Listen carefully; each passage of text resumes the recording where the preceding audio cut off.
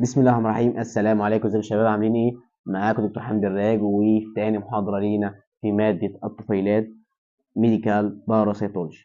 انتهينا في المحاضرة السابقة ان احنا اتكلمنا ان احنا في مادة الطفيلات بنتكلم عن 3 مواضيع اساسية، هي بروتوزولوجي، وديت بنتكلم فيها عن الاوليات الحيوانية، وبنتكلم تاني حاجة معانا في الهلمنسولوجي وهي الديدان، وبعدين انتمولوجي وده الحشرات. بندرس فيها الحشرات انسكتس. طب يا دكتور حمدي المادة دي مش معانا؟ الحمد لله البرانش ده مش معانا. طب ودي حاجة حلوة ولا حاجة وحشة؟ حاجة ممتازة. طب ليه يا دكتور حمدي مش معانا؟ يا حبيبي انت هتتخرج تشتغل في معمل، فاحنا اكيد مش هنجيب لك بيت حشرات تحلله، او مش هنجيب لك حشره نقول لك دي اسمها ايه. ماشي، يبقى الحمد لله انت مش هتدرسها. الحمد والشكر لك يا رب. هيتبقى برانشين، الميديكال بروتوزولوجي والميديكال هيرمنسولوجي. يلا بقى اعرفك انت مطلوب منك ايه في البروتوزوا ومطلوب منك ايه في الديدان الهيرمنسولوجي. ماشي، ركز معايا جوي. ليه يا دكتور حمدي؟ لان في الليكتشر ديت انا هعمل لك المايند ماب. هنعمل ايه يا شباب؟ المايند ماب بتاعت الشغل بتاعنا، المايند ماب بتاعت الشغل بتاعنا، الخريطه الذهنيه. اعرفك ايه هي الحاجات اللي هنشرحها والنظام اللي هنمشي عليه خلال فتره الشرح بتاعت كورس الطفيلات البارا سيتولوجي. حلو. هنعرف فيها يا دكتور حمدي، هنقسمها واحده واحده، وهنعرف في كل طفيل حاجات معينه، نقط بنملاها عرفتها خلاص وهنسكمها مع بعض. وصلت الفكره؟ طب يلا نبدا يا دكتور حمدي. احنا اتفقنا ان احنا عندنا 3 برانشات. القسم بتاع الحشرات الحمد لله مش علينا، بتاع الانتمولوجي. اتبقى برانشين اللي هم الهيلمنثولوجي الديدان، والبرانش التاني البروتوزولوجي. عاوز بس الفت نظرك لحاجه في الاول كده، لا تكون انت مش واخد بالك او ناسي. احنا الماده دي عندنا في منها جزء نظري ثيوريتيكال وجزء براكتيكال عملي. طب حلو يا دكتور حمدي. الجزء العملي بسيط خالص، شويه صور هنحفظهم مع بعض وهنبصمجهم، هنفهمهم الاول وهنبصمجهم عشان تحل بسرعه في الامتحان. ماشي، افهمك ايه المطلوب منك في جزء البراكتيكال ان شاء الله. حلو كده. ماشي. طب نخش على النظر يا دكتور حمدي. ايوه كده، يعني انا عاوز المحاضره تكون منظمه ودماغي منسقه معاك. يبقى دي تاني محاضره معانا، ويا ريت يا شباب تكون سمعت اول محاضره وذاكرت من الكتاب وحليت الكويز. انا سايب لكم ال3 حاجات دول هتلاقيهم عندنا على قناه اليوتيوب ان شاء الله. طب يا دكتور حمدي، اول حاجه عندنا في النظر، نبدا اول حاجه بجزء النظري. واتفقنا ان احنا اول حاجه هنتكلم فيها في الجزء النظري هو مين؟ الاوليات الحيويه، اللي هي مين؟ الميديكال بروتوزولوجي، علم دراسه الاوليات الحيوانيه. طب حلو يا دكتور حمدي، جميل جو الكلام ده. وراك بقى يا باشا كشكولك الجميل، واكتب ورايا اول باول. المحاضره بتاعت النهارده للاسف مش مكتوبه في الكتاب، هي تجميعات مهمه ولازم تاخدها، ولازم ناخدها قبل ما نذاكر، بس للاسف هنفهمها لما نذاكر بقيه المنهج. ماشي، يبقى انا بفهمك اهو، تكتب ورايا علشان دي خانات هنملاها في خلال المحاضرات الجايه باذن الله. يعني لما تيجي تسمع المحاضره دي وبعد ما تخلص مذاكره هتلاقي المحاضره دي بسيطه جدا جدا جدا، بس انا عاوز اعرض الاسماء والافكار على ودانك عشان تكون اتعودت عليها واحنا بنشرح باذن الله.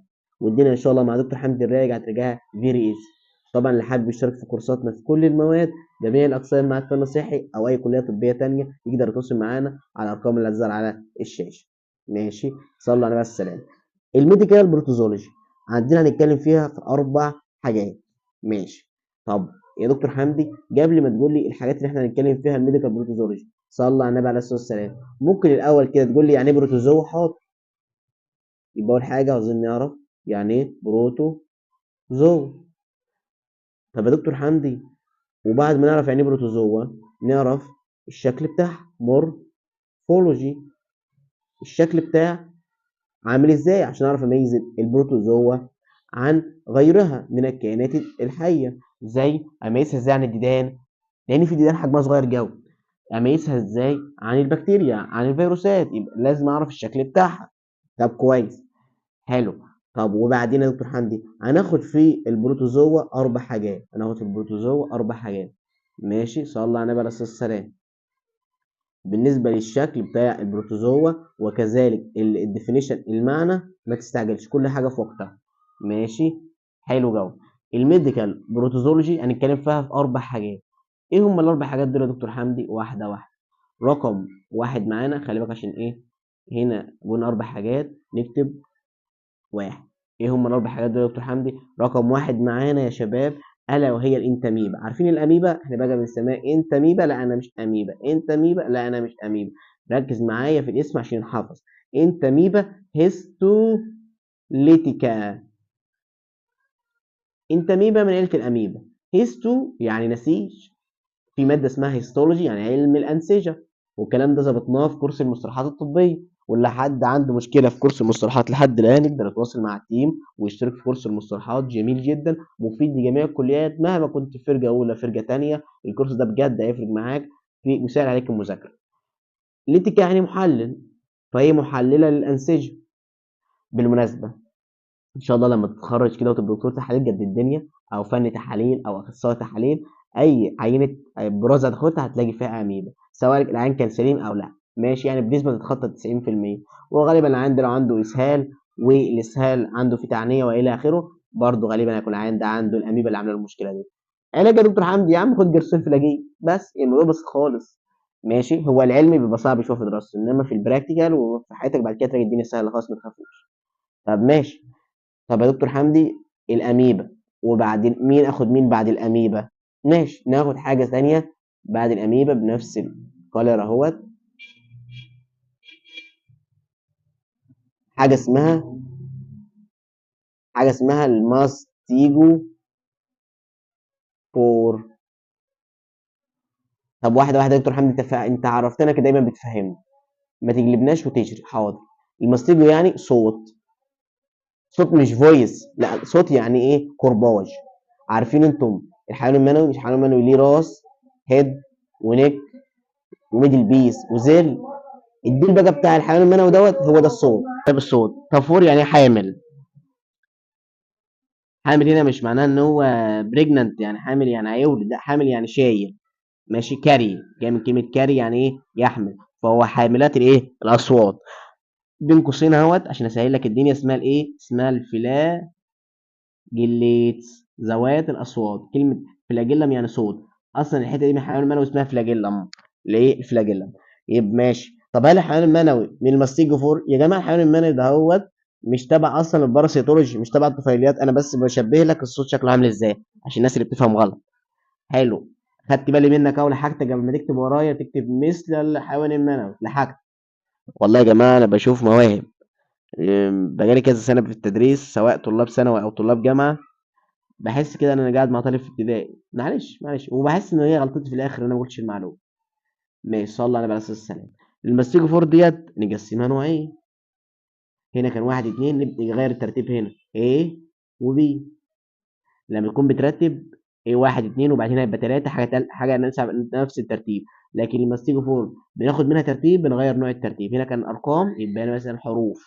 ماشي؟ أيوه ركّز، ركّز معايا يا بلّون. ركز هتتعبني معاك والله. صلى على النبي عليه الصلاه والسلام. اكيد اللي ما اشتركش في القناه لحد دلوقتي يعني عيب عليه والله. واللي ما كتبناش تحت قسمه ايه عشان نبدا قسمه، انت عارف احنا قسمنا معاه يا دكتور حمد، انت هتهزر. اكتب يا عم اسم المعهد بتاعك واكتب لنا رايك في الفيديوهات ولايك الجميل، وشير الفيديو مع اصحابك عشان الكل يستفيد. هنقسم بقى الفلاجيليتس اللي هي ذوات الاصوات لحاجتين، يا اما انتستاينال، واحنا عارفين انتستين يعني ايه. انتستاينال. ماشي. فلاجيليتس يعني اللي قاعده في الايه؟ في الامعاء. وتاني حاجه يا شباب معانا اسمها يورو جينيتال. يورو يعني جهاز بولي، جينيتال يعني تناسلي. فلاجيليتس يعني فلاجيليتس يعني ذوات الاصوات. يعني انا بقسمها نوعين، جزء منها بيسيب الجهاز الهضمي وجزء منها بيسيب الجهاز البولي. اظن الكلام سهل خالص. انا ليه باكد ان انت تكتب ورايا؟ لان الكلام ده مش مكتوب بالشكل ده في الكتاب. هو شارح لك دي لوحدها، شارح دي لوحدها، ودي لوحدها، ودي لوحدها، هتحس ان انت تايه. لا احنا عاوزين ننظم الكلام وشخبط على الكلام بقى وركز مع دكتور حمد. ناخد على دي مثال. ماشي، وناخد على دي مثال. شطور يا دكتور حمد، شطور يا دكتور حمد، وانت كمان شطور طالما مركز معايا. هنا مثال على الانتستاينال، حاجه اسمها الجيارديا. اسمها الايه؟ الجيارديا. ماشي. وجايه من اسم مامتها فتاخد انتستايناليس. يبقى جيارديا انتستايناليس، او ممكن تسميها جيارديا لامبليا. ماشي. حلو جو. يبقى جيارديا يا دكتور حمدي خلينا في الاسم اللي فوق عشان شكل مامتها. ماشي، جياردا انتستايناليس. يعني intestinales يعني لها علاقة بالإيه؟ الأمعاء. جيارديا سايناليس. يورو جينيتال، يورو يعني يورو يعني جهاز بولي، جينيتال يعني تناسلي، جهاز البولي التناسلي، هي بتأثر على الجهاز البولي التناسلي. طب حلو يا دكتور حمد، قول لي مثال بقى. حاضر. حاجة اسمها ترايكو مونس فاجيناليس. اه صح يا دكتور حمدي، هي فعلا بتأثر على الجهاز التناسلي. عرفت منين يا دكتور حمدي؟ ما الفاجينا يعني المهبل. ترايكو مونس فاجيناليس. حلو، جا وصلنا على السلام. طب رقم ثلاثة يا دكتور حمدي بقى، انت قلت هنتكلم عن اربع حاجات في اوليات حيوانية. ممكن بقى ترجع تاني كده وتقول لي رقم ثلاثة كانت ايه؟ حاضر. رقم ثلاثة هي البلازموديوم. انت سمعت الكلمة دي قبل كده؟ لا يا دكتور حمدي مش فاكر. لا سمعتها. سمعتها وانت بتاخد الملاريا، دورة حياة بلازموديوم الملاريا. طب انت كنت ساعتها طفل صغنون لسه بترضع. ايوه كنت لسه بترضع في ثانوي. كانت المناهج سهله، صح ولا ايه؟ ماشي، بهزر طبعا معاك يا بالونه. بلازموديوم انت خدت منها نوع واحد هو الملاريا، لكن هي في حقيقه الامر هي اربع انواع. حاجه اسمها في فاكس. اسمها ايه؟ في فاكس. طب والفصيله الثانيه، النوع الثاني ايه؟ اوفال. اوفال يعني بيضاوي. طب والنوع التالت حاجة اسمها مال اريا، أي اللي أنت درستها ملاريا. مال يعني سوء، إير أو ملوث، وإير يعني هواء، تكون موجودة في الهواء الملوث. وحاجة تالتة اسمها الإيه؟ فالسي بارم، اللي هي الخبيثة. ماشي حلو كده يا دكتور حمد. يبقى أنت عاوز تقول ان احنا عندنا في محتوى حاجتين، يا اما نظري يا اما عملي. والجزء النظري هندرس فيه ثلاث حاجات: البروتوزوا، وهندرس فيه الهلمنسز، وهندرس فيه الحشرات. قلت لك الحشرات مش معانا، يبقى هندرس فيه البروتوزوا. طب يا دكتور حمدي البروتوزوا هناخد فيها كام حاجه؟ اربع حاجات. انتاميبا هيستريتيكا، دي نوع اول طفيل معانا. بعدين تاني طفيل معانا ماستيجو فور او الفلاجليت. الفلاجليت هناخد منها حاجتين: يا اما فلاجليت زيات اسمها زوات، جمع زوات مؤنث بقى او زاوي، مش عارف صراحه، انا ساقط عربي معلش يا شباب. ذوات الايه؟ الاصوات. طب يا دكتور حمدي ذوات الاصوات دي، الاصوات إيه؟ يا اما بتاثر على الجهاز التناسلي يا اما بتاثر على الجهاز البولي والتناسلي. ماشي. او انتصينا يعني جهاز هضمي، مش الناس اللي ايه سقط رياضه وعربي وانجليزي وكل حاجه. وهنا جهاز بولي تناسلي. والله يا جماعه انا بحب طلاب تحليل الجوي، لاني بجد شغلهم بعد كده بيبقى حاجه كويسه. بلس ان هم بيكملوا كليه علوم بيبقوا ما شاء الله. والاهم من ده كله ان هم بيكون نفسهم، مش عارف ليه كلهم بيبقوا عايزين يخشوا اشعه وبيخشوا تحاليل، فبيبقوا متضايقين فبيذاكروا جو فتلاقيهم يجيبوا درجات حلوه امتيازات. هي سهريه كده، بتلاقي الناس كلها نفس الفكره. باقي الجو بقى اللي بيبقى داخل تحاليل من الاساس على اساس ان هو مش خايف من تاثيرات الضرر الايه، الاشعه. ماشي، صلى على النبي عليه الصلاه والسلام. بعدين نخش بقى على تالت حاجه معانا اللي هي البلازموديوم. والبلازموديوم دي بتقسم تلات حاجات: في فاكس، او سوري اربع حاجات: او اوفال يعني بيضاويه، مالير يعني سوء الهواء، وفالسيبارم يعني خبيث. ماشي. كده اتكلمنا عن كام واحده؟ اتكلمنا عن ثلاثه. دكتور حمد انت جاي انهم اربعه، فعلا اربعه. نصغر بس دي شويه. رقم اربعه معانا اللون. اربعه معانا كانت مين يا شباب؟ حاجه جميله خالص اسمها التوكسو بلازما جونادي. وطبعا لو سمعنا قبل كده عن داء القطط اللي بيجي للحوامل، ماشي، هو ده اسمه توكسو بلازموزس. بتعمل حاجه اسمها توكسو بلازما جونادي. توكسو بلازما جونادي. ماشي. ما يطلق عليه داء القطط تاني. يبقى المحتوى عندنا يا شباب اول جزء معانا في النظري اللي هو محتوى الاوليات الحيوانيه. ماشي. دكتور حمدي انت هتقول لنا البروتوزوا شكلها وتعريفها ايه خاصة؟ حاضر حاضر حاضر. ماشي. طب بعدين قلت لي يا دكتور حمدي هنتكلم عن الحاجات اللي هندرسها في الجزء ده في السكشن بتاع الاوليات الحيوانيه. اول حاجه معانا الانتاميبا هيستريتيكا. ماشي. وبعدين خدنا الماستيجو فور اللي هم ذوات الاصوات. وبعدين خدنا البلازموديوم. وافتكرناه ساعه ما خدنا بلازموديوم الملاريا. بعدين يا دكتور حمدي قلت لنا هناخد التوكسوبلازما جونادي. هل يا دكتور حمدي هناخد حاجه تاني في اولاد الحيوان؟ يا ما جو كده يعني، يا ما الاربع حاجات دول. طب هو يا دكتور حمدي سؤال، ومعلش لو رخم يعني، اتفضل يا حبيبي. انا زعلت منك قبل كده؟ حصل قبل كده إن انا زعلت منك؟ ما حصلش يا دكتور حمدي. طب اسال براحتك. هو احنا في كل واحده من دول هندرس ايه؟ حاضر هقول لك هندرس ايه، لحظه. في كل واحده من دول يا شباب هندرس اول حاجه كده ناخد البرازيت. البرازيت هندرس فيه كام حاجه، صلى على بلس السلام. اول حاجه معانا ندرسها في البرازيت الا وهي geographical geographical distribution. يعني distribution توزيع، geographical يعني جغرافي، التوزيع الجغرافي. هنختصرها دايما بجي دي. جي دي يعني دايما تبقى فاهم ان انا قصدي التوزيع الجغرافي. صلى على بس السلام. يعني ايه توزيع جغرافي؟ والله يا دكتور حمدي انا دكتور شغال في مصر فبعمل تحاليل، انت شغال في معملك، فغالبا مثلا البرازيت ايه ده هوت موجود في امريكا ومش بنشوف مصر خالص. فلو انا لقيته في التحاليل عندي اتاكد اكتر من مره واعيد العينه اكتر من مره واخد كذا فيلم وكذا يعني كذا عينه واحللها علشان اتاكد فعلا اللي هو البرازيت ده، لانه نادرا ما يوجد في مصر. وكذلك الحال زميلي اللي سافر امريكا ولقى البرازيت بيه هناك، اللي هو في العادي بيكون موجود في مصر، برضه يتاكد اكتر من مره لان غالبا مش بيكون هناك. عرفت فكره الجغرافيكال ديستريبيوشن والى اخره. كل واحد انا اعرف بيكون موجود اكتر فين. ودي نقطه بسيطه خالص في المذاكره وتفاصيلها بسيطه ومش مهم جو في الامتحان الحمد لله. طب حلو بقى يا دكتور حمدي انت بتطمنا، الله يبارك لك. عينيا ليك يا حبيبي، انا هلغي لك المنهج كله براحتك. بعدين هندرس المورفولوجي، الشكل بتاعه. طبعا الشكل ده بيختلف لو كان الحاجه اللي هندرسها ديت يا ترى كانت كبيره ادلت بالغه، ولا نونو صغيره، ولا ايج لسه، ولا تروفوزويد، ولا سيست كيس. ايه يا دكتور حمدي الاسماء الغريبه اللي انت بتقولها دي؟ كل حاجه من دول هندرسها مع طفيل، وفي حاجات هنلاقيها مع طفيلات وفي حاجات مش هتلاقيها وفي حاجات زياده. ولكن في النهايه انا عاوزك تطلع بس في المحاضره دي عشان ما تتضايقش مني ان احنا هندرس شكل الدوده ومراحل مختلفه من اولادها. طب دي مهمه يا دكتور حمدي؟ هي مهمه في البراكتيكال شويه وان شاء الله هنظبطها في العمل فما تخافش. طب دكتور حمدي برافو. تالت حاجة هنتكلم عنها هي مين بعد المورفولوجي؟ اللايف سايكل. يعني ايه سايكل؟ يعني دورة، لايف يعني حياة، دورة حياة. والله بتبدأ مثلا حياتها ازاي، بتتكاثر ازاي.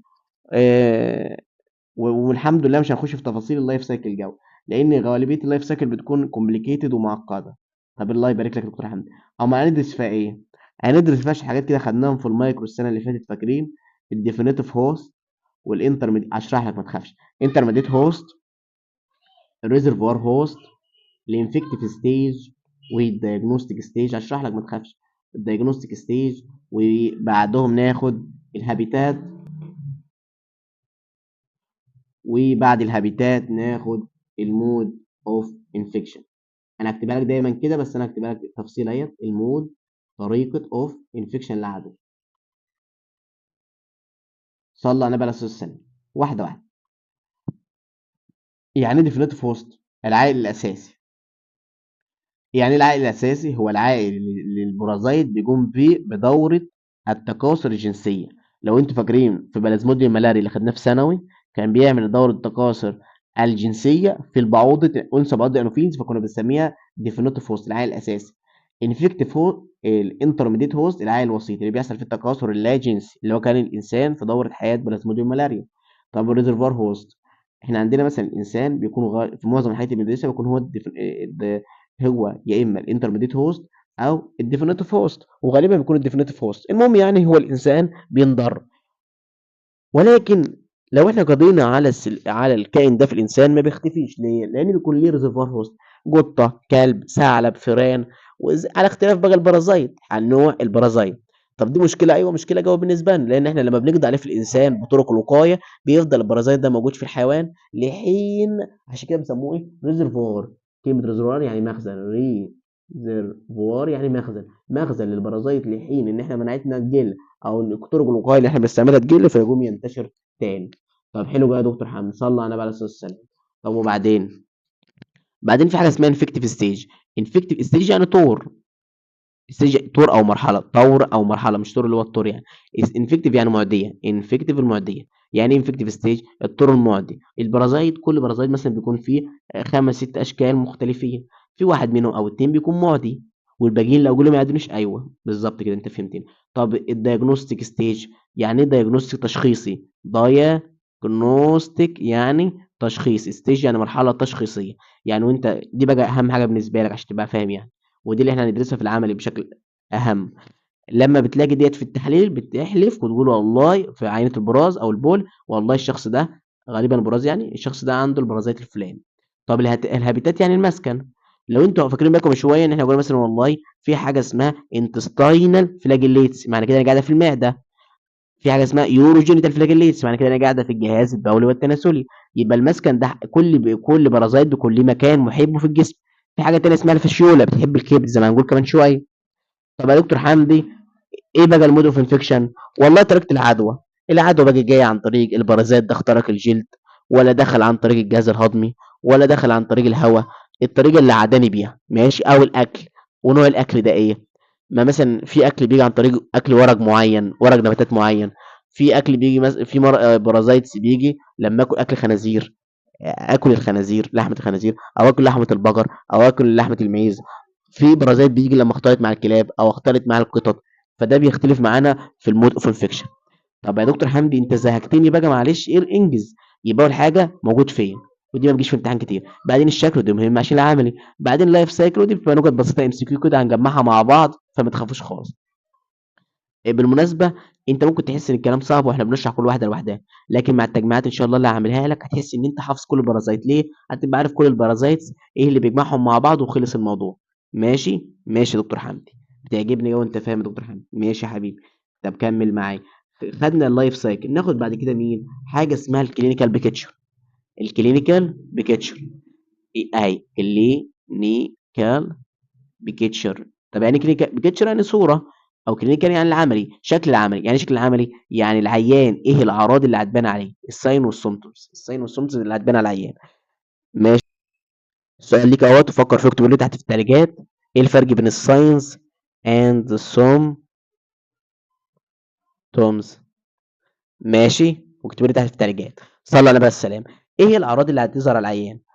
ودي طبعا بالنسبه لي انا كفني تحاليل او اخصائي تحاليل مش هتفرق معايا كتير، لان العيان بيجي لي احلله مش بيجي لي اكشف عليه. تفرق جو مع الطبيب البشري. ماشي يا دكتور حمدي. يعني احنا مش هتبقى مهمه جو بالنسبه لنا في الامتحان الحمد لله، احنا نعرفها كمعلومات زياده كده. ماشي. يعني العيان لو جاي لي بيحلل وانا شايف شكله وانا بسحب له العينه وانا بحلله، ابقى عارف غالبا هيكون عنده ايه. فهمت الفكره؟ ماشي، لكن مش هتفرق معايا في حاجه كفني او اخصائي تحاليل. ماشي. طب يا دكتور حمدي الحمد لله انت كده دلوقتي بتقول المهم بالنسبه لي المورفولوجي عشان العملي، الباقي ده كله كلام فيستك بالظبط. طب بعد كده نتكلم في ايه؟ نتكلم في الدايجنوز. هنشخص العين ازاي؟ العيان يا دكتور حمدي هنشخصه ازاي؟ صلى الله عليه وسلم. العيان هنشخصه اول حاجه بشكله كلينيكال بيكتشر، ودي مش مهمه بالنسبه لي علشان الدكتور هيشخص، او بالهيستوري التاريخ المرضي. كلت ايه امبارح، شربت ايه. ودي برضو مش مهمه بالنسبه لي، الدكتور برضو اللي بيشخص. مهمه بالنسبه لي تالت حاجه معانا وهي اللاب والانفستيجيشن التحاليل. المهم بالنسبه لي الايه؟ الانفستيجيشن التحاليل اللي العيان هيعملها. ماشي. هناخد طبعا هنشرحها بالتفصيل موضوع الانفستيجيشن والتحاليل ده لان ده اهم حاجه بالنسبه لنا. ماشي. صلى الله على النبي عليه السلام. ماشي يا دكتور حامد. طب بعد ما ناخد بقى شخصنا العيان، انت رايك كده العيان لما تشخص فاضل له ايه؟ اكيد العلاج. برافو. انت كده ابتديت تفهمني يا وديع. التريتمنت، تي معناها تريتمنت. تريتمنت يعني علاج. ماشي. طب يا دكتور حمدي ممكن بقى نحاول ما نخلوش يجيله المرض ده تاني، او انه اصلا ما يجيلوش المرض من الاساس. بالظبط. وهو ما يطلق عليه البريفنشن اند كنترول.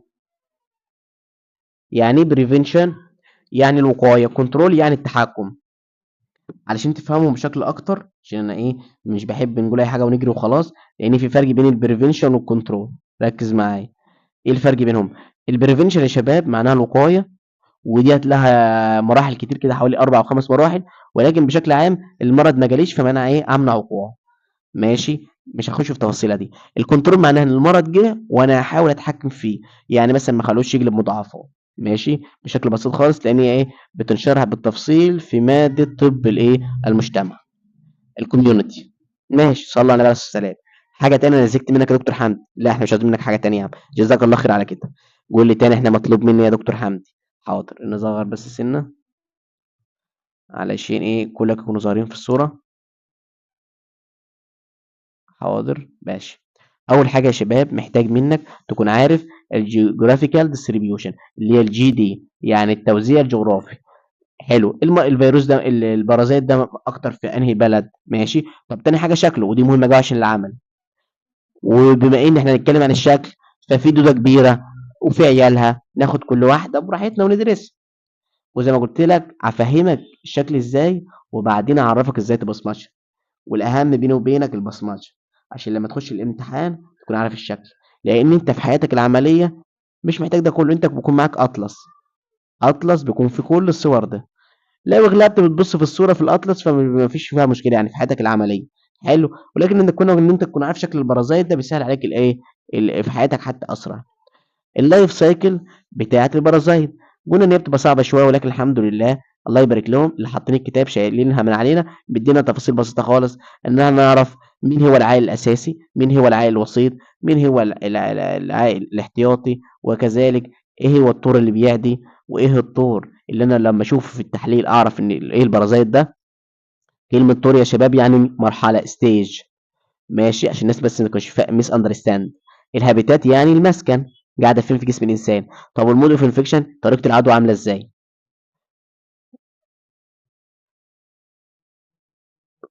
رابع حاجه معانا هي الكلينيكال بيكتشر، المرض ده شكله عامل ازاي على العيان. العيان مثلا عنده انيميا، العيان جاله جوندس، العيان عنده اسهال، عنده امساك ترجيع. حلو يا دكتور حمد. طب وبعدين، وقلنا في سؤال نوت ايه الفرق بين الساين والسندوز، اللي يعرف يكتبوا لنا تحت في التعليقات، بس ما تبحثوش عن النت. ماشي. بعدين نشخص. الحمد لله التشخيص يا دكتور حمد مش شغلانتي، يعني دي برضو مش مهمه بالظبط، ودي برضو مش مهمه بالظبط. حلو. طب اشخص ازاي؟ اول حاجه اسال العيان اكلت ايه شربت ايه. التشخيص ده حوار كبير في البطن والجراحه في كليه الطب، بشرح زمايلكم في الكليات الطبيه. الهيستوري ده بنقعد نسال العيان بقى اسئله كتير كده، وبنقسم الهيستوري ده انواع، بس الحمد لله مش علينا. اهم حاجه بالنسبه لي اللاب، وده اللي احنا هنقول فيه تفاصيل، خلي بالك واحنا بنشرح، وده اللي مهم في الجواب في الامتحان. بعدين العلاج. يا دكتور حمد انا كنت باجي احفظ ادويه، مش كل البارازيتس اللي عندك لها ادويه، هما بارازيتس بسيطه وهنحاول نسكن الادويه دي باذن الله. ماشي. وبعد كده ناخد ازاي نمنع اصلا البرازيت ده يحصل، سواء نعمله بريفنشن يعني وقايه، او ان احنا نتحكم في المرض عند حدوثه. ده الحاجات اللي انا محتاج تعرفها لكل بارازيت. انت دلوقتي بعد ما نخلص البرازيتس كلها وسمعت المحاضره دي، هتاخد بالراحه كده تمسك بارازيت بارازيت وتحاول تملى النقاط دي. مش كل البارازيتس هيكون فيها تريتمنت، مش كل البارازيتس هيكون فيها بريفنشن. حلو. ولكن في بارازيت هتلاقي فيها، في بارازيتس مش هتلاقي فيها، فانت تجمع النقاط دي كلها. لما تجمع البرازيت بالشكل اللي انا حاطته لك دهوت كده انت تقريبا حفظت الكتاب كله، تخش اي امتحان تقفل شفوي نظري عمل انت برنس. ده اللي احنا هنحاول نعمله في محاضراتنا. كل بارازيت انا هشرحه لك، هجيب لك السكيمه ديت ونشرح عليها، واعرفك ازاي تربط البارازيتس ببعضها. كمان هنقعد نسكم الكلام. فانت ركز معايا واحده واحده، محاضره بمحاضره، ذاكر محاضره بمحاضره وحل عليها وتابع اول باول. بالتوفيق يا شباب. اللي ما اشتركش في القناه يا شباب ينزل يشترك يفعل الجرس يشترك كل فيديوهاتنا، وصلوا على النبي يا شباب. حلو. خلي بالك احنا اتكلمنا دلوقتي في ايه، في النظري، في البروتوزولوجي، واتكلمنا فيه عن اربع حاجات. تاني حاجه معانا في البروتوزولوجي الا وهي نكبر سنه. ايه تاني حاجه معانا في البروتوزولوجي في الطفيلات يا شباب؟ احنا قلنا هما حاجتين، الميديكال بروتوزولوجي، وتاني حاجه معانا هي الميديكال هيلمنثولوجي. طب حلو كده يا دكتور حمد، انا الحمد لله لحد دلوقتي معاك. ايوه انت لازم تكون معايا وركز، وكشكول واكتب ورايا اول باول، وركز في كل كلمه بقولها. اللي نايم بقى راجد على بطنه ده وبيسمع المحاضره، قوم يا حبيبي، قوم يا تقفل المحاضره وتنام، يا تقوم تقعد على المكتب وتذاكر او الطبليه. ماشي، اقعد بقى ركز كده في حته فيها نور، يلا. ميديكال هيل من سولوجي. يعني ايه ميديكال هيلمنثولوجي؟ يعني علم الديدان. هندرس في الديدان يا شباب، صلى الله على النبي عليه الصلاه والسلام. الديدان بقى هنقسمها لتقسيمه تانية. حلو يا دكتور حمد. ايه هي التقسيمه دي؟ صلى الله على النبي عليه الصلاه والسلام. اول حاجه هناخدها في الديدان هي الديدان المسطحه، اسمها بلاتي هيلمنثز. حلو جو. او الديدان الخيطيه. نيمات نيماتو هيلمنسز. طب كلمه بلاتي يعني مسطح، يعني الدوده عامل شكل كده. طب نيماتو يعني الدوده اسطوانيه او خيطيه، عامل شكل الايه التعبايه. ماشي، يعني كلمه نيمات ديت بلاتي يعني مسطح، نيمو ديت يعني خيط او اسطوانه، عامل شكل الثعابين. ماشي، صلى على النبي عليه الصلاه والسلام. طب واحده واحده يا دكتور حمدي. البلاتي هيلمنسز بتتقسم بعد كده لعيلتين. عيلتين، عيله اسمها تريماتودا، وعيله تانية اسمها سيستودا. حلو. التريماتودا، كلمه تريماتودا يعني ايه؟ مثقبه، يعني فيها ثقوب. ماشي. وغالبيتهم بيكون عندها بوج كده عامل شكل الشفاط. ماشي، ما علينا. مثقبه. صلى على النبي عليه الصلاه والسلام. يعني ايه تريماتودا؟ يعني مثقبه. هنتكلم طبعا عن الجنرال كاركترز. يعني جنرال كاركترز يعني السمات اللي تخليني اقول على الدوده دي تريماتودا، ما اقولش عليها سيستودا، صح كده؟ وكذلك برضه اقول على الجنرال كاركترز هنا، وهنقول بس قبل ما ننسى نقول ان النيماتو هيلمنسز بناخد منها عيله اسمها ايه؟ نيماتودا. اظن الدكتور تدينا الصوره وضحت. الهلمنسيس الديدان بتتقسم لثلاث حاجات كبار: تريماتودا وسيستودا ونيماتودا. تريماتودا، سيستودا، نيماتودا. تي اس ان، تي سي ان، او سي ان تي، براحتك يعني عشان تنك فاكر. ماشي.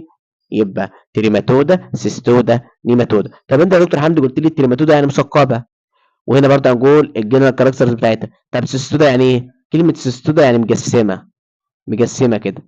الدوده دوده واحده ومجسمه، ايوه. يعني لو فصلت دي انا عايش، ايوه. هي بتبقى اجزاء كده متصله ببعضها. ماشي، مجسمه. وبيسموها ديدان الشريطيه، عامله شكل الشريط. ماشي. او واحنا زي ما قلنا مع بعض، سيستودا ومجسمه، سيستودا وايه ومجسمه. تريماتودا ومثقبه، تريماتودا ومثقبه، سيستودا ومجسمه. البت دي ايه؟ مجسمه كده. او السيستودا دي هنقول ان هي ست مجسمه، ست ايه؟ مجسمه. عشان تانية فاكرين، معلش اعذروني. النيماتودا كلمة نيم برضه ما احنا ساكنين فوق، يعني خيط أو اسطوانة. فهي عاملة شكل الديدان، شكل الثعابين كده، بتبقى عاملة ايه؟ شكل الديدان اللي احنا فعلا بنشوفها. ماشي. وبرضه هنقول هنا الجنرال كاركترز تاني عشان الناس اللي تاهت مني اعذروني. نقول ايه؟ احنا قلنا يا دكتور حمدي صلى الله عليه السلام. لحظة.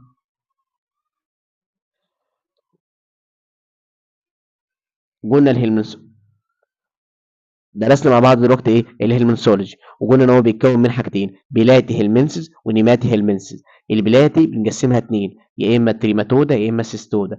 النيماتو هيلمنسز حاجه واحده، نيماتودا هي خيطه او اسطوانه، عامل شكل الديدان اللي بشوفه في الواقع. وهناخد صور يعني ما تستعجلوش، انا ما رضيتش اجيب صور عشان ما اصعبش عليكم المحاضره اكتر.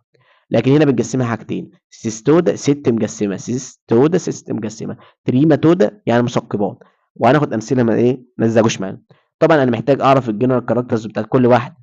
طب يا دكتور حمدي ما تقولها، مش عاوز احشر معلومات وخلاص. انا بالنسبه لي انك تعرف التقسيمه المهمه، اهم حاجه. ماشي. دكتور حمدي، انت دلوقتي دخلت قلت لنا ان احنا عندنا المحاضره دي تتكون من جزئين. ماشي، مش المحاضره بس، ده المنهج كله: جزء نظري وجزء عملي. الجزء النظري هنقسمه حتتين: حته عن الاوليات الحيوانيه البروتوزوا، وقلت لها اعرفك يعني ايه، وقلت لك هقول لك خواصها والمورفولوجي، بس لسه ما قلتش. ما الحاجات ديت قلنا خلاها في وقتها. وهتاخد اربع بروتوزوات اللي هم مين يا دكتور حمدي؟ هي الانتاميبا والماستيجوفور. وقلنا الماستيجوفور ده هناخد منها اتنين: اللي قاعده في المعده واللي قاعده في الجهاز البولي التناسلي. وهناخد البلازموديوم اللي خدنا قبل كده منه الملاريا. وهناخد توكسوبلازما جوناديه. طب حلو بقى يا دكتور حمدي. بعد كده نقلت على الميديكال هيلمنسولوجي، قسمتها حاجتين: الديدان دي يا اما كانت ديدان مفلطحه، يا يا اما ديدان شريطيه. ديدان مفلطحه او ديدان خيطيه. الديدان المفلطحه قسمتها اتنين. ماشي. يا اما سيستودا مجسمه يا اما تريماتودا، وديت خليتها نيماتودا.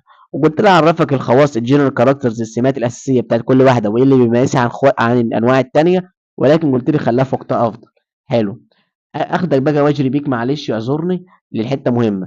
ايه هي الحته المهمه اللي اخدك اجري بيك عليها؟ دلوقتي بقى انا مهمتي، احنا لسه لحد الان في الجزء النظري. مهمتي بقى هناخد اول حاجه يا شباب التريماتودز، واعرفك ايه الامثله المطلوبه مننا. وبعدين بعد ما ناخد التريماتودز هاخد معاك السيستودز، واعرفك ايه الامثله المطلوبه مننا. وبعدين اخد النيماتودز، واعرفك ايه الامثله المطلوبه مننا. وكده تكون محاضرتنا انتهت. كلامك جميل يا دكتور حمدي، كمل. اول حاجه التريماتود، ايه المطلوب مني في التريماتود؟ كلمه تريماتودز بنقول عليها في شائعيا كده فلوكس، فلوكس فلوكس، المثقوبات.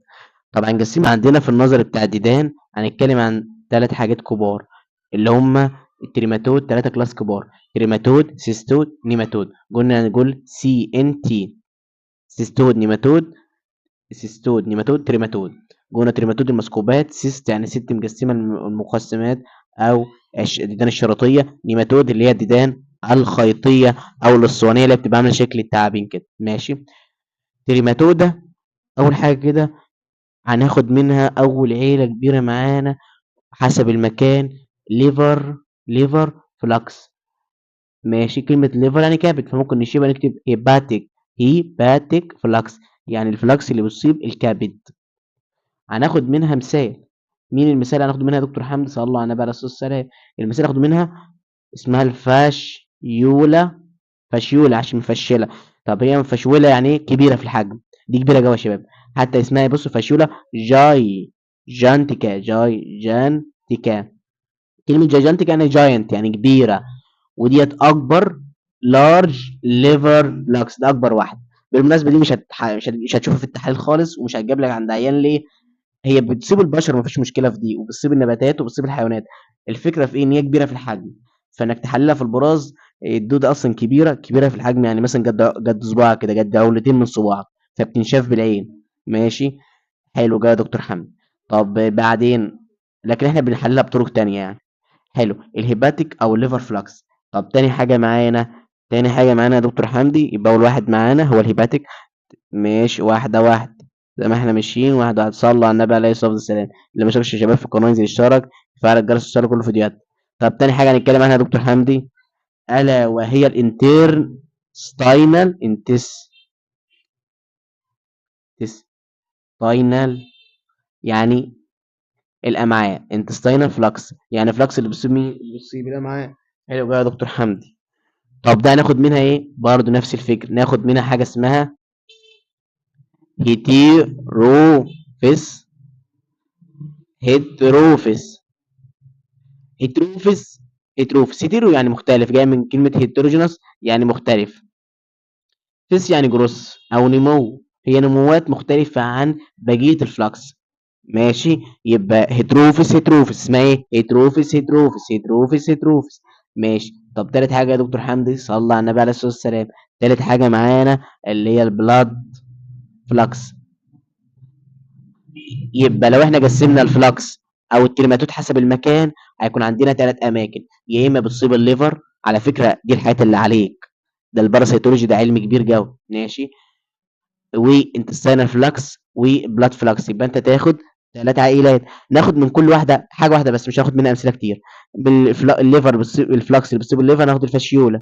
من الفلكس اللي بتصيب الانتستين ناخد منها هيتروفيس. من الفلكس اللي بتصيب البلاد ده ناخد منها مين بقى يا دكتور حمدي؟ اظن ديت سهله وبسيطه، البلهارسيا اللي اسمها الشيستوزوما.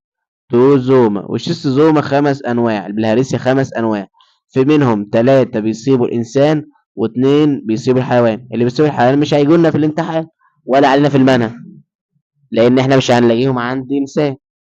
هي ممكن تيجي بطريقه غلط كده زي ما احنا قلنا، ممكن تكون الهوست ده مش بتاعها ودخل بالغلط، ولكن ده قلما يعني او نادرا، وغالبا بيحصل لها اند سايكل وبتموت. مش علينا الكلام ده. ثلاثه انواع موجودين في الانسان. بالمناسبه كلمه شيستو زوما ديت يعني جسم، سوما يعني جسم، وشيستو يعني ايه؟ شيستوزوما، كلمه شيستو ديت يعني مشكوك، الجسم المشكوك، عشان لما ناخد شكلها نعرف ان هي بتكون عباره عن جسم كده، ماشي، ومشجوج من جواه، بحيث ان في الداخل نوت في الشق هنا بتكون الذكر بيحتوي الانثى في داخله. هناخد الكلام ده ان شاء الله واحنا بندرسها بالتفصيل ان شاء الله يعني. الشيستوزوما 3 انواع. طب هم ال3 انواع دول انت عندك ال3؟ لا، انت عندك نوعين منهم بس. مين النوعين اللي عندي منهم يا دكتور حمدي؟ طب نكتبها تحت عشان واحنا بناخد السيستودا. مين النوعين اللي عندك؟ صلى على النبي عليه الصلاه والسلام. عندك شيستوزوما بتيجي في الجهاز الهضمي فبيسموها مانسوناي، وعندك شيستوزوما بتيجي تصيب الجهاز البولي، هيماتوبيوم. طب حلو بقى يا دكتور حمدي، يبقى شيستوزوما مانسوناي. وخلي بالك بقى كلمة مانسوناي ده اسم العالم اللي اكتشفها، اللي اكتشف الفصيلة اللي بتأثر على الجهاز الهضمي، الجي اي تي. طب هيماتوبيوم، هيماتو يعني دم، اوبيوم يعني احنا قلنا هيماتو يعني ايه؟ دم. طب كلمة اوبيوم ديت يعني جاية من كلمة بايو يعني حياة. ماشي، الحياة داخل الدم، معنى كده ان هي بارازايت بيعيش داخل الدم. صلى على النبي عليه الصلاة والسلام. يبقى انت عندك التريماتود اللي هي المسكوبات، اللي هي ورقية الشكل كده. ماشي. طب حلو، في منها بيصيب الكبد، في منها بيصيب الكبد ودي شكل الفشيولة مفشولة. منها بيصيب الامعاء شكل هيتروفيس، هيتروفيس شكلها مختلف. البلاد فلكس اللي بيصيب الدم، كلمة بلاد يعني دم، شكل شيستوزوما جسم مشكوك. خدنا منها، في منها 5 انواع، اللي بيصيب الانسان 3. انت بالغ من عندك واحده وجاي لك 2. عارفين النوع الثالثه ليه؟ لان هناخد في الجيوغرافيكال ديستريبيوشن ان في نوع ثالث اسمه هيشيستوزوما جاباني، وجاباني يعني موجود في اليابان، في اليابان. طالما في اليابان يبقى هندرسه ليه في مصر ونوجع دماغنا، مفيش نمنع على الطلاب. هتبقى نوعين، المنصوراي حسب العالم اللي اكتشفها ودي موجوده في الجهاز الهضمي، والهيباتوميا دي بتاعت الجهاز البولي والدم، وهيماتو يعني دم، اوبيوم يعني اوبيوم، البايو يعني حياه، يعني حياتها فين؟ في الدم. ماشي. كده خلاص يا دكتور حمدي التريماتود، برافو عليك. نخش بقى على السيستود. السيستود دي بتكون شكلها كده عامل كده يا شباب، بتكون مجسمه. ماشي. احنا قلنا ست ومجسمه، سيستود ست ومجسمه، مجسمه ست ومجسمه. ماشي.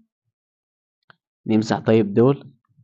احنا يا دكتور عاوزين ناخد مين؟ عاوزين ناخد السيستود. احنا مطلوب مننا كم واحده في السيستود؟ طب واحده واحده معايا نركز كده. مطلوب مننا او سوري، مطلوب مننا اول واحده هي مين؟ اول واحده معانا في السيستود او اللي بنسميها التاب وورم. اول واحده معانا حاجه اسمها السايكولو فيليدي، سايكولو فيليدي، سايكولو فيليدي، سايكولو فيليدي.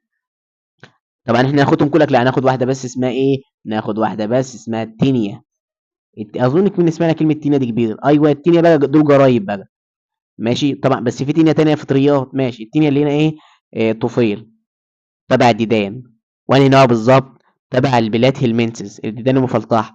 انهي بلاد هيلمنسس بالظبط؟ تبع السيستود عشان جسمها مجسم. ماشي. تينيا ساجيناتم. ماشي. تينيا يعني دودة شريطية. ساجيناتم، ليه كلمة ساجيناتم دي معناها لحم البقر.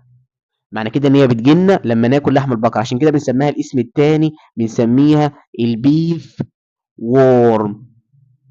هو انا معنى كده يا دكتور حمدي لما اكل لحم البقر يجي لي التينيا ساجيناتم؟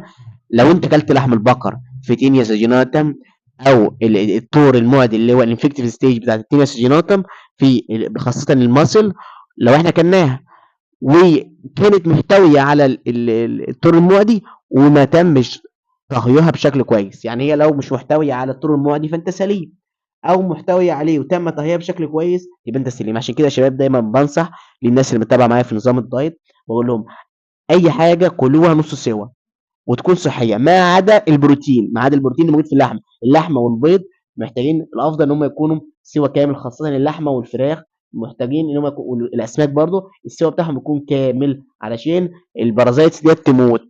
ماشي. طب حلو يا دكتور حمدي.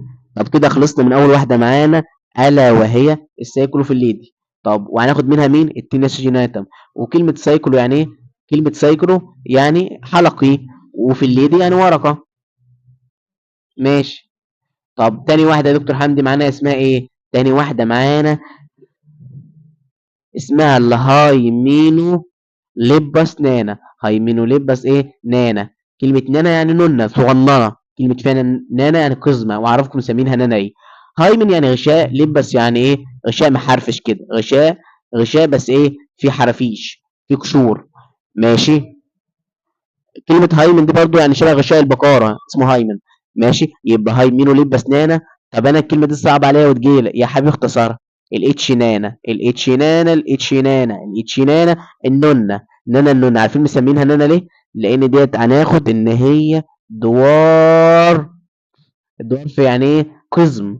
تاب وورم، هي اصغر واحده في السلسوت كلك، حجمها صغنون جوي. وخلي بالك، على الرغم ان حجمها صغنون بس حكايه. بتيجي غالبا في الاطفال في السن الابتدائي بتبهدلهم. ولو جات لطالب ولا طالبين في المدرسه غالبا هتيجي المدرسه بحل، لان هي بتتنقل بمليون طريقه. ماشي، زي ما احنا قلنا هناخد الايه؟ مود اوف ترانسميشن، طريقه العدوى. حلو. حلو جوي يا دكتور حمدي. يبقى احنا خدنا ايه في السيستوت تاني؟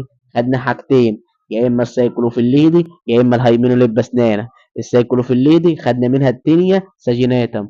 طب الهايمينوليباسنانا هي الهايمينوليباسنانا. اظن الايه الكلام سهل وبسيط خالص. دكتور حمدي، انا محتاج اعرف ايه في السيستوت والتريماتود؟ عيب والله ازعل منك، مش لسه جاي لك اهو. جاي لك محتاج تعرف الجيوغرافيكال ديستريبيوشن، ارمي الفرج الشكل، دوره حياتها ودوره حياتها هنعرف فيها كذا نقطه. بعد شويه هنعرف بتظهر ازاي على العيان، وازاي نشخصها، وازاي نعالجها، وازاي نمنع اصلا حدوثها. ادي اللي مطلوب منك يا باشا. والله يا دكتور حمدي انا حاسس اني فاهم ومبسوط، الله يبارك لك ويجازيك عنا كل خير. ايوه احنا محتاجين الدعوات دي يا شباب، ادعوا لنا ادعوا لنا ادعوا لنا كتير كتير كتير. ادعوا لنا بصلاح الحال بالجنه اهم حاجه، لان الدنيا دي كده كده ايه هتخلص. فمش مستاهل ان الواحد يتعب فيها. وابتغي فيما اتاك الله الدار الاخره، ولا تنسى نصيبك من الدنيا.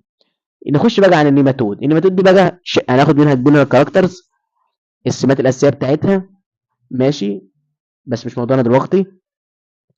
المهم نشوف بقى الامثله اللي علينا. ايه الامثله؟ اول حاجه معانا، انا خلي بالك احنا خدنا في التريماتود 3 امثله. خدنا في السيسود حبيت اخفف عليك شويه خليتهم 2، لكن في النيماتود معلش هرخم شويه.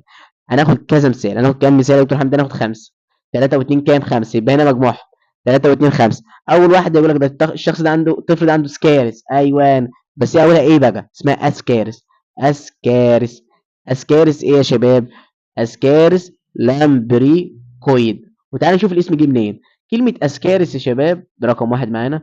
كلمة أسكارس معناها حية البطن، لأن فعلا بتبقى شبه الحية وطولها بيبقى كبير جدا وممكن توصل ل 90 متر. تخيل. لامبريكويد، كلمة لامبريكويد ديت يعني اويد ديت يعني شبيهة، والمصطلح على بعضه معناها شبيهة بديدان الأرض. ما احنا عارفين يا شباب ان النيماتود شبه التعابين او ديدان اللي احنا بنشوفها في الواقع. لكن على فكره لو انت شفت السيستود او شفت التريماتود مش هتصدق ان هي ديدان، شكلها غريب شويه. ماشي. حلو جو يا دكتور حمدي الكلام ده. طب تاني واحده معانا الا وهي الانتروبياس. اسمها ايه؟ الانتروبياس. الانتروبياس فيرميكيولاريس. طبعا انا عارف ان الاسماء رخمه جوه بالنسبه لك، بس معلش اعذرني. كل كلمه من دول، كل اسم من دول هيكون عنوان محاضرة، وهتلاقي الاسم بسيط خالص وهنعيده أكتر من مرة، والتفاصيل سهلة وبسيطة. يعني ما اقعدش هم الاسم يا دكتور حمدي، لا إطلاقا. الاسم ده من كتر تكراره معانا هتلاقيه سهل وبسيط خالص. واحنا برضو بنحاول نفهمك مصدره جه منين. انتيرو يعني خدنا برضو في كورس الترمينولوجي، انتيرو يعني امعاء. ماشي. بايو اوبيوس يعني بايو يعني ايه؟ الحياه، فالحياه داخل امعاء. فيرميكولاريس معناها شكل الدوده. كلمة فيرم أصلا يعني دودة، معناها شكل الدودة. يبقى هي ديدان قاعدة في الأمعاء. وده الكلمة على المصطلح على بعضه بيطلق على الديدان الدابوسية. حلو بقى يا دكتور حمد. طب رقم 3 معانا، احنا خدنا 1 2 3. رقم 3 معانا اسمها ترايكورس. ترايكور معناها ايه بقى؟ كلمة ترايكورس معناها ذو ذيل، والذيل ده في شعر. يعني الذيل والديل ده في ايه؟ شعر. طب هما دي بيطلق على مين؟ بيطلق على الدودة ذوات الصوت. دودة ايه؟ دودة لها ايه؟ صوت. خلي بالك احنا اتكلمنا من شويه في حاجه اسمها فلاجيليتس، وكان عندها اصوات برضه. بس الفلاجيليتس كانت وحيده الخليه، وكان بنقول عليها ايه؟ بنقول عليها من البروتوزوا. لكن في حاجات تانية اسمها ترايكورس. ترايكورا عندها صوت، ولما تاخد صورتها هتعرف احنا ليه سميناها دودة الصوت. ماشي يا دكتور حمد. طب رقم، احنا كده قلنا على 3. رقم 4.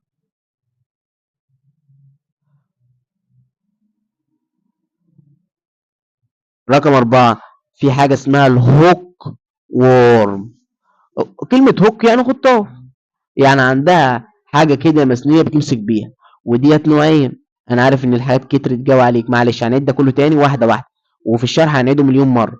بس أنا بس بفهمك الخريطة الذهنية اللي هنمشي عليها. في حاجة اسمها الأنكيلستوما. ستوما. وفي حاجة اسمها أنكلوستوما ديودينا، وفي حاجة اسمها نيجاتورا أمريكانا. دي طبعا موجودة جوه في أمريكا، بس مش عارف ليه بيشرحها لكم. معلش بقى يا شباب استحملوا. أنكلوستوما يعني إيه؟ كلمة أنكل ديت يعني منحنى، على شكل الزاوية يعني منحنى. استوما يعني فم. خلي بالك انا قلت كلمه مش اسمها سوما شكل. لما قلت شيست زوما، شيست يعني مشكوك، سوما يعني جسم، فقلت جسم مشكوك. ولما بنطقها بقول شيست زوما، بنطقها زد عشان الواقع بين حرفين متحركين، مش مهم. يبقى سوما يعني جسم. في حاجه تانية اسمها ستوما. ستوما يعني فم، عشان كده لما قلت هبات في الفم بقول ستوماتايتس. خدنا برضو في الترمينولوجي وركزنا عليها بالتفصيل. ستوما يعني فم، انما هنا سوما يعني جسم، بادي. ماشي، او تنطقها بودي براحتك. طب ديودونال ده حته من حته من الامعاء الدقيقه. طب نيجاتورا، نيجاتورا يعني القاتل او المدمر.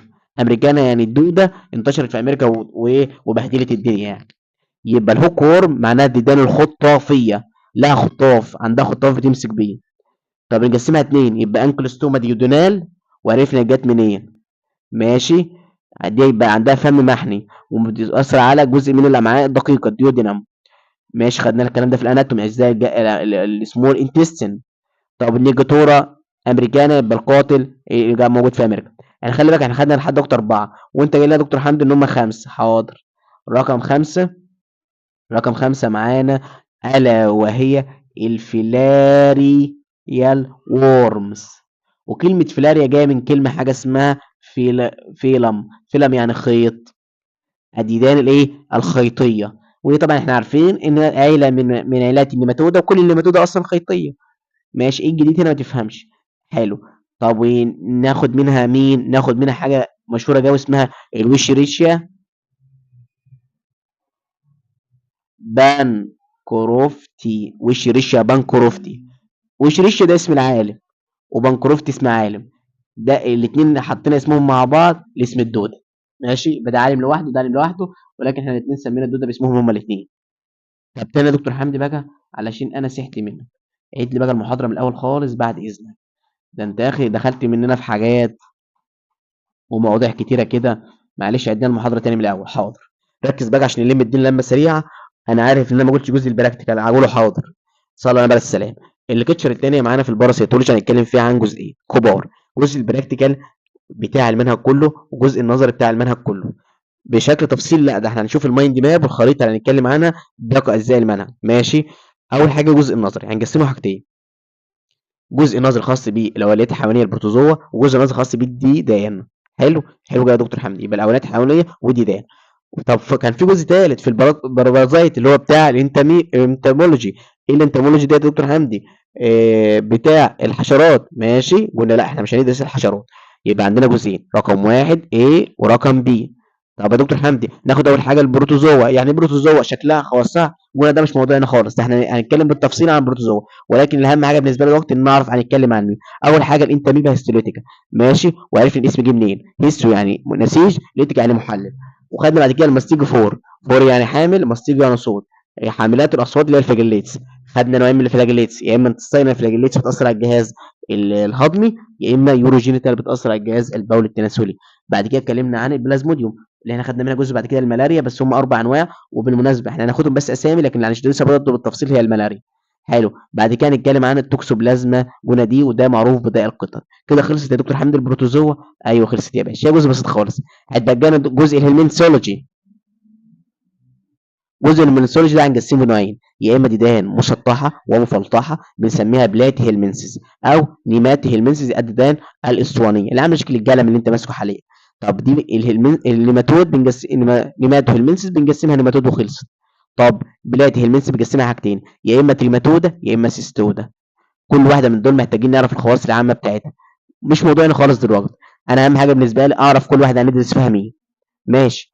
ناخد بقى الهيلمنسز هنقسمها الديدان لثلاث حاجات: يا اما تريماتودا يا اما سيستودا يا اما نيماتودا. سي ان تي: سيستود نيماتود تريماتود. التريماتود هناخد منها بحسب المكان اللي بتصيبه، وعرفنا ان التريماتود معناها فلكس. لو بتصيب الليفر فتسميها هيباتيك فلكس. ماشي. فاشيولا يا اما بتسيب الجهاز الهضمي انتستينال فلاكس، هناخد منها هيتروفيس هيتروفيس. يا اما بتسيب الدم بيسموها بلاد فلاكس، بلاد يعني دم. الاسامي سهله خالص اهي. طب ناخد بقى بس الكلمه هنا غشيمه شويه، شيستوزوما. قلنا شيستو يعني مشكوك، سوما يعني جسم، فجسم مشكوك. ناخد منها نوعين، مانسوناي وده الجهاز الهضمي وده اسم العالم اللي اكتشفها، يا اما هيماتوبيوم. بايو يعني حياه، هيباتو يعني دم، فهو بيعيش داخل الدم، واحنا عارفين ان البلهارسيا بتبقى قاعده جوه الدم في جزء من دوره حياتها. ماشي. لكن هي بتنتهي، بتحط البيض بتاعها فين ده بيختلف حسب نوع البرازيت. هيتروفيس هيتروفيس، هيترو يعني مختلف، اوفيس يعني جروس نمو، فهي نمو مختلف عن باقي العيله بتاعتها. فاشيولا اللي عشان جسمها فشول وكبير كده، ده بتبقى كبيره بتنشاف بالعين على فكره، خاصه الفاشيولا جيجانتيكا.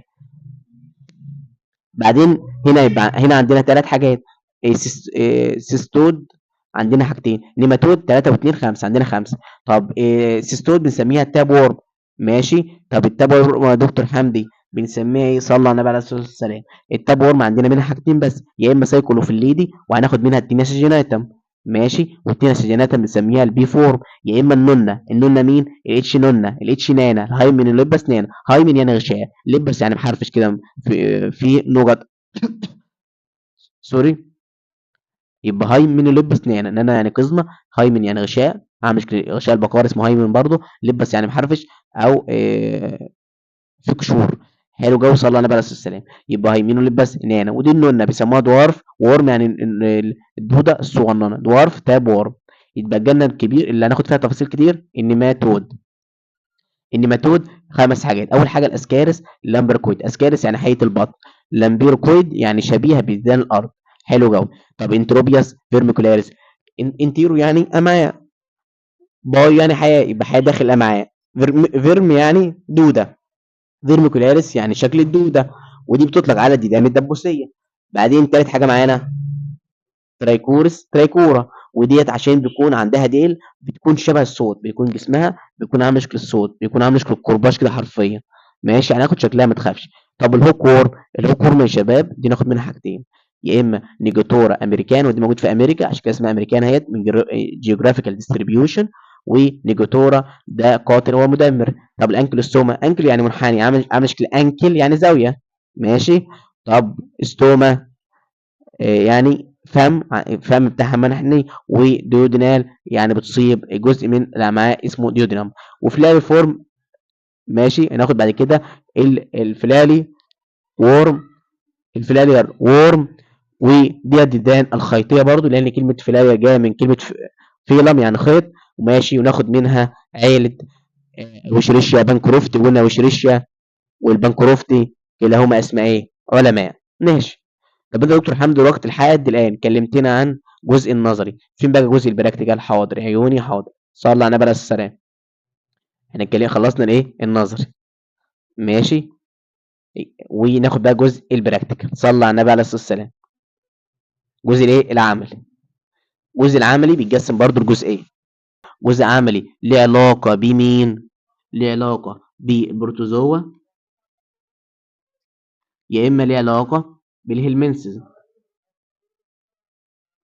يبقى بروتوزوا، يبقى وانا باخد عملي اخد حاجات لها علاقه بالبروتوزوا وحاجات لها علاقه بالهلمنثs. طب حلو بقى الكلام ده يا دكتور حمد. كام واحده هاخدهم في البروتوزوا؟ صلى على النبي عليه السلام. احنا اول حاجه خدناها في البروتوزوا كانت مين؟ انت ميبا هيستوليتيكا. ماشي. وهناخد بعد كده جيارديا. ناخد بعد جياردا ترايكوموناس فاجيناليس. وناخد بلازموديوم. وهناخد التوكسو بلازما جونادي. طبعا الناس اللي مستغربه الاسماء دي، هم كام واحد؟ واحد اتنين تلاته اربعه خمسه، هم خمس اسماء. طبعا كل اسم من دول هيكون موضوع درس، فالاسم امره سهل ان شاء الله، ما تخافش منه خالص يعني. انت هتحفظه وهيكون سهل بالنسبه لك. وكل واحده من دول مطلوب منك الصور بتاعتها. الصور اول حاجه هنفهمها بناء على العلم اللي احنا ناخده، وبعدين هنبصمجها عشان وانت في الامتحان تحل بالسهوله، فما تخافش خالص. هتبقى لنا الهيلمنسولوجي، صح؟ صح يا دكتور حمدي. طب الهيلمنثولوجي زي ما احنا قلنا بنقسمها سي ان تي، اللي هي مين؟ سيستودا ان تدينا ايه؟ نيماتودا، وتي تريماتودا. طب يا دكتور حمدي السيستودا هندرس ياخد منها مين؟ ناخد التينيا بس. برافو. طب النيماتودا هناخد منها مين؟ هناخد منها الاسكارس، هناخد منها الدودة الدبوسية الانتروبياس عشان مشهورة جوه في طلاب المدارس، فيرميكولاريس، وهناخد منها كمان معلش الترايكو سيفلاس ترايكورا. طب التريماتودا هناخد منها مين؟ التريماتودا هناخد منها اللي بتصيب الكبد اسمها الفاشيولا، هناخد منها بتصيب الامعاء الهيتروفيس، هيتروفيس. ممكن اول اسم على فكره اختصره باتش عادي، شكل اتش نانا كده، الهيمونيت بسنانه، والهيومن شيستوزوما. مش ملاحظ حاجه؟ هقول لك حاجه. التريماتود هناخدهم كلهم، النيماتود هناخد جزء منهم، السيستود هناخد واحده بس، البروتوزوا تقريبا هناخدهم كلهم تقريبا، يعني هنشيل حاجات بسيطه. يعني انت كده يا دكتور حمدي واحنا بنشرح كل محاضره في النظري، بالظبط، وانا بشرح كل محاضره في النظري هديك الجزء العملي بتاعها، ولما نخلص النظري كله هراجع لك العمل لوحده. فهمت المحاضره هتبقى ماشيه ازاي؟ طب يا دكتور حمدي معلش، انت يا دكتور خلصت جزء النظري والعملي، لميلي بقى لما كده المحاضره بحالها. حاضر، صلى على نبي عليه الصلاه والسلام. واحده واحده كده وركز معايا. صلى على نبي عليه الصلاه والسلام. اهو دلوقتي احنا عندنا المحاضره كامله يا شباب. اول حاجه كده في المحاضره دي احنا اتكلمنا عن ايه؟ حاجتين، جزء النظري وجزء العملي بتاع المنهج البرازيت كله، بتاع الباراسيتولوجي كله. الجزء النظري بيتكلم عن حاجتين، ديدان واولاد حيوانيه. الاولاد الحيوانيه هناخد منها شويه خصائص، ويعني ايه اولاد حيوانيه، يعني ايه بارازيت، يعني ايه بروتوزوا وشكلها والى اخره. حلو. طب وايه تاني يا دكتور حمدي؟ وهنتكلم عن اربع حاجات، الانتاميبا والماستيج فور، وهناخد ايه؟ البلازموديوم والتوكسو بلازما جونادي. وكده بالنسبه لي البروتوزوا خلص. الهلمنسولوجي هنتكلم منها عن حاجتين كبار، نيماتو هيلمنسز وبلات هيلمنسز. البلات هنقسمها حاجتين، تريماتودا وسيستودا. ونيمات هيلمنسز هناخد منها نيماتودا. حلو كده، صلى الله عليه السلام. طب احنا بقى مش مهم نجاوب بالنسبه للتفصيله دي، احنا هنتكلم ان الهلمنسس ثلاث حاجات على طول. ايه هما؟ تريماتودا وسيستودا ونيماتودا، كل واحده لها خصائص بتميزها عن اخواتها، هناخدها مع بدايه كل شابتر باذن الله. طب اول حاجه التريماتودا هناخد منها ثلاث حاجات، السيستودا هناخد حاجتين، النيماتودا ثلاثه واثنين هناخد خمسه. التريماتودا هناخد اللي بتصيب الليفر اسمها ليفر فلاكس، عشان كلمه تريماتود يعني فلاكس.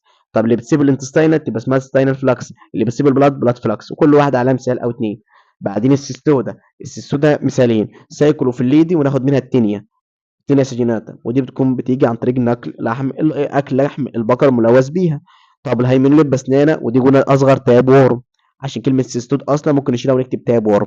طب نيماتودا هناخد منها خمس حاجات، ناخد منها الاسكارس، ناخد منها الانتروبيوس فيرميكولاريس اللي هي الدوده الدبوسيه، هناخد منها الهوك وورم اللي هي الديدان الخطافيه، ودي ناخد منها حاجتين، يا اما الانكلستوما ونيجاتورا امريكانا. وبعد كده الفلارير وورم اللي هي ديدان الخيطيه.